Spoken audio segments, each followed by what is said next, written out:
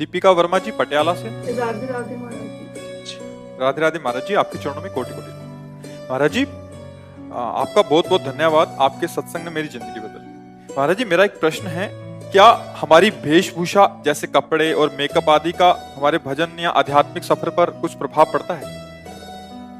ज्यादा बनावटीपन करने से शरीर में आसक्ति बढ़ती है। शरीर आसक्ति फिर कामनाओं को बढ़ने के बहुत चांस देते हैं। दूसरे भी देखकर कामना करते हैं और हमारे अंदर भी कामना आती है। उचित श्रृंगार, जैसे आप गृहस्थ में हैं तो उचित पहनावा पहनिए, उचित श्रृंगार कीजिए, क्योंकि आप गृहस्थ में हैं। अब उसमें थोड़ी कि हमारी तरह आप रज लपेट करके ऐसे नहीं, आप उचित श्रृंगार, पर इतना बनावटीपन ना आ जाए कि जिससे दूसरे का मन आकर्षित हो और हमारा मन भी कामनाओं में फंसने लगे। देखो, देह तो हम है नहीं, न तुम स्त्री हो न पुरुष हो, अपने कर्तव्य पालन के लिए स्वांग मिला है। अब जैसा आपका रूप है, आप शीशा से में जैसे देखते हैं ना, अब ज्यादा उसमें बनावटीपन करेंगे तो बार बार देखोगे, वो आसक्ति इसी में बढ़ेगी।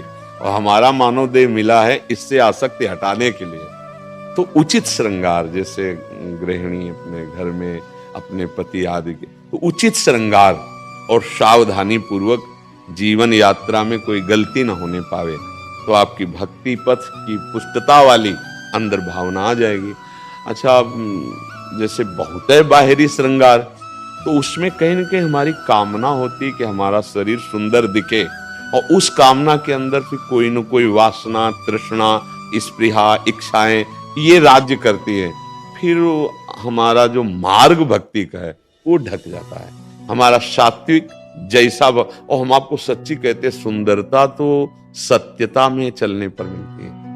आप भजन करो और थोड़ा संयम से रहो उचित, तो आपके चेहरे पर एक लावण्य आ जाएगा। मुख प्रसन्न तन तेज विराजा, कीनस रामचंद्र कर काजा।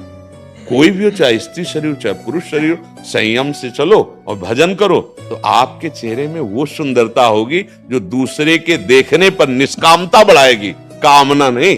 देखो ना, संत महात्मा जन जो भगवान में चित्त जोड़े हैं, कौन सा भैया श्रृंगार बाहरी होता है, पर एक दर्शन करने के लिए जाते हैं ना लोग, वयोवृद्ध हैं, कोई बाहरी रूप की बनावट नहीं, पर एक अलौकिक सुख मिलता है। उनके देखने से ऐसा लगता है मैं देखता ही रहूं, उनको देखने से ऐसा लगता है ये अपने हैं, उनके देखने से एक अजीब आह्लाद होता है, आनंद होता है। क्यों? क्योंकि वो सत्य मार्ग में चल रहे, भगवत मार्ग में चल रहे। मुझे लगता है जो भगवत मार्ग का पथिक है, चाहे स्त्री हो या पुरुष हो, सात्विक वेशभूषा में रहे, क्योंकि वेशभूषा का प्रभाव हमारे चित्त पर पड़ता है। हम जैसे वेशभूषा धारण करेंगे वैसे ही हमारा अहम हो जाता है। हम जैसे बनावटी करेंगे ना, तो उसमें कामनाएं हैं, इच्छाएं हैं, वासनाएं, तो वो दूसरों के प्रति भी और अपने प्रति भी ठीक नहीं है। सात्विक वेशभूषा, सात्विक श्रृंगार, आप देखो आपका जैसा स्वभाव, जैसा स्वरूप है वैसे बर्ताव करो। भगवान ने तो विधान बना ही दिया है आपके सुख के लिए। अब अगर बाहरी हम कुछ ज्यादा करते हैं तो उसमें हमें फिसलने का डर है और उसमें कामना बढ़ाने का सामने से भी डर है। तो हमें संसार तो इसी में विचरण करता है। लेकिन आप भक्ति मार्ग में अध्यात्म से पूछ रहे, तो आपने भगवान को जो रूप पसंद आया वो दे दिया आपके कर्म के। अब उसी से हमारा ये स्वरूप थोड़ी है, इसका तो छोड़ना ही है, आज नहीं तो कल छूटेगा। और इसकी गति भी आप लोग जानते क्या हो, आप इसको बनावटी क्या ज्यादा करें।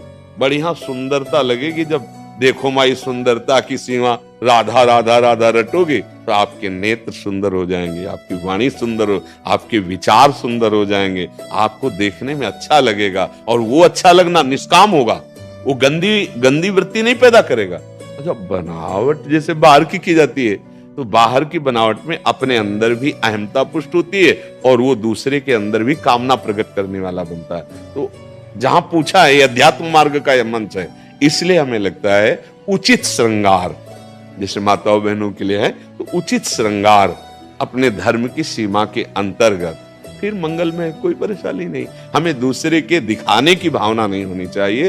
हाँ, उत्तम के बस असमन माही, सपने हुआन पुरुष जगनाही। एक पाणी ग्रहण संस्कार किया और उसी में धर्म पूर्वक चले और दोनों मिलकर धर्म का आचरण किया, भजन किया, दोनों भगवान को प्राप्त हो गए। ऐसे गृहस्थी में चला जाता है। नाथ सकल संपदा तुम्हारी, मैं सेवक समेत सुत नारी, और विरक्त तो संपूर्ण विषयों पर विजय प्राप्त करके भगवान को प्राप्त कर ले। दोनों के लिए भगवत मार्ग है जी। मयूरव उपाध्याय जी नागपुर से। राधे राधे महाराज जी। महाराज जी, मैं बदलना चाहता हूँ पर बदल नहीं पाता। मैं बहुत कुछ करना चाहता हूँ पर कुछ कर नहीं पाता। मुझसे सुबह उठा नहीं जाता, मोबाइल छोड़ नहीं सकता।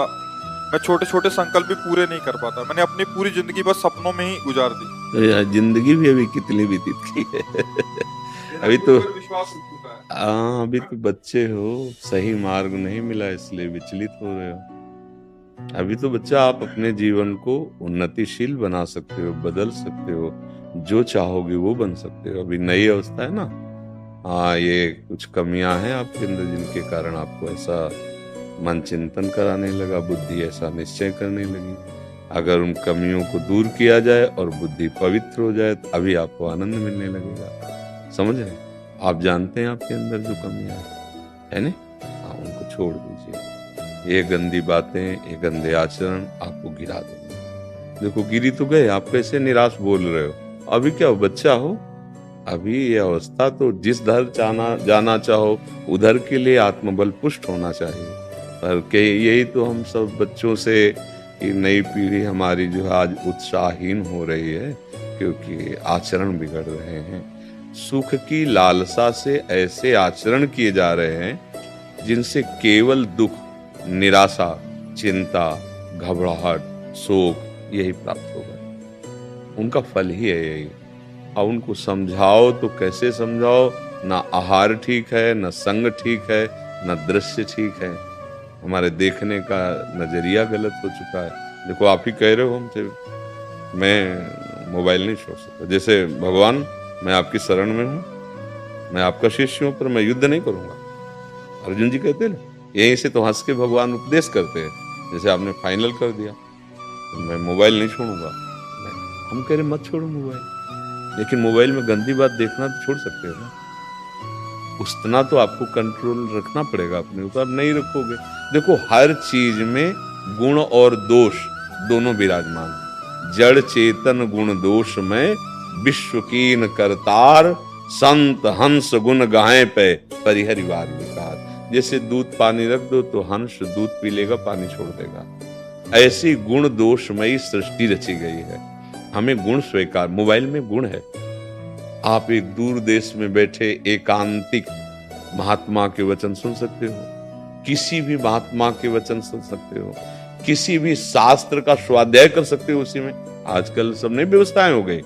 कोई संकट है तो आप किसी को सूचना दे सकते हो, लेकिन उससे गलत जो बातें हैं वो ना देखो, उसका दोष स्वीकार ना करो। अब पास में मोबाइल है, गंदी बातें देखोगे, गंदे आचरण करोगे, तो यही बात। हम मोबाइल छोड़ने की बात नहीं कहते, हम मोबाइल में गंदी बात ना देखने की बात करते हैं।